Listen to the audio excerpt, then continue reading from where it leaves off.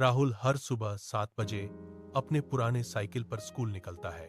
उसके बैग में फटे पन्ने वाली किताबें बांधकर रहती हैं। रास्ते में आधा किलोमीटर चलने पर एक टूटी दीवार वाला पुराना मंदिर पड़ता है। मंदिर के बाहर 100 साल पुराना बरगद का पेड़ अपनी फैली डालों से पूरी जगह को ढके खड़ा है। हवा चलने पर पत्तियों की हल्की सरसराहट हमेशा सुनाई देती है। गांव के बड़े लोग हमेशा बच्चों को डांटते हैं कि उस पेड़ के पास मत रुको, वहां भूत रहता है। दूसरे बच्चे यह सुनकर भागकर निकल जाते हैं, लेकिन राहुल हमेशा हंसता है। वह साइकिल रोककर पेड़ की तरफ हाथ हिलाता है और कहता है, भूत भी तो अकेला होगा ना, दोस्ती कर लेंगे क्या। एक दिन स्कूल से लौटते समय अचानक तेज बारिश शुरू हो गई। बारिश की बूंदें जोर से जमीन से टकरा रही थीं। राहुल के पास छाता नहीं था। बीच रास्ते में साइकिल की चेन भी टूट गई। वह पूरी तरह से भीग चुका था, इसलिए जल्दी से बरगद की घनी पत्तियों के नीचे खड़ा हो गया। तभी एक हल्की मीठी आवाज आई, भीग रहे हो ना, आ जाओ, मैं तुम्हें छुपा लूं। राहुल ने चारों तरफ नजर दौड़ाई, कोई नहीं दिखा। फिर आवाज आई, ऊपर देखो राहुल। वहां बरगद की डाल पर किरण नाम का चमकदार पक्षी बैठा था, जो सिर्फ अकेलेपन को समझने वालों से बोलता था।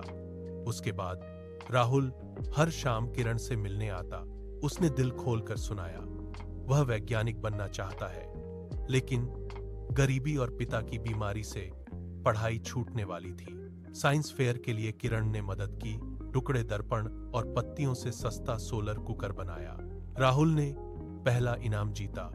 पैसे से पिता का इलाज और पढ़ाई दोनों संभव हुए, लेकिन कुछ दिन बाद किरण बहुत कमजोर हो गया। वह बोला, मेरा समय पूरा हो रहा है, अब तुम दूसरों के सपनों की किरण बनो। अगली सुबह किरण गायब था। सिर्फ एक चमकदार नीला पंख पेड़ के नीचे पड़ा था। 10 साल बाद राहुल उसी गांव में वापस लौट आया। वह अभी भी किरण का चमकदार नीला पंख अपनी डायरी में संभाल कर रखता है। उसने पुराने मंदिर के पास बरगद के पेड़ के बगल में एक छोटी सी मुफ्त लाइब्रेरी बनवाई। साथ ही बच्चों के लिए एक छोटा साइंस लैब भी बनाया। वह हर दिन यहाँ बच्चों को पढ़ाता है, नई कहानियां सुनाता है, सपने देखना सिखाता है।